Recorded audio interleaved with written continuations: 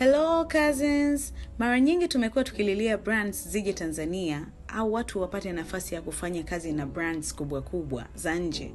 Now that hizo opportunities inatokea, tunapata very bad second hand embarrassment. Inakuwaje mtu maarufu, unaitwa kwenye launch ya brand, unaenda umevaa kama a regular person. Kama unajiuliza Afro, unamwongelea nani? Tunaongelea celebrities walioalikwa kwenye launch ya vipodozi vya Maybelline pale Mlimani City. Kwa namna event ilivyokuwa inatangazwa, wahudhuriaji tulikuwa na expectations kubwa sana kutoka kwao, hasa kutokana na kwamba wengi wameshafanya brand ambassador au influencing kampuni mbalimbali. Tulitegemea wataangalia walipoalikwa, wamealikwa kwa ajili ya nini, muda wa event na kuangalia colors za kampuni hiyo. Ukiangalia logo ya kampuni ya Maybelline ni black and white, lakini kwenye hii event rangi iliyotumika sana ni red and white. Mpaka hapo una colors ambazo ni rahisi mno kuzitumia. In case unaona red unaweza kublend na venue, basi kuna black and white.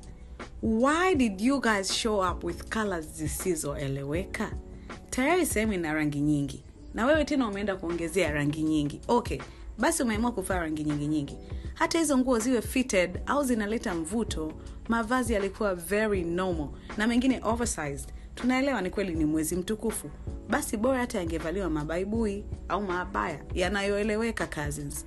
Hatusemi kwamba msingevaa star, ila kuna options nyingine nzuri tu ambazo zingevaliwa na kueleweka. Kuna wale ambao walienda na nguo zao za usiku kwenye event ya mchana, a total disappointment.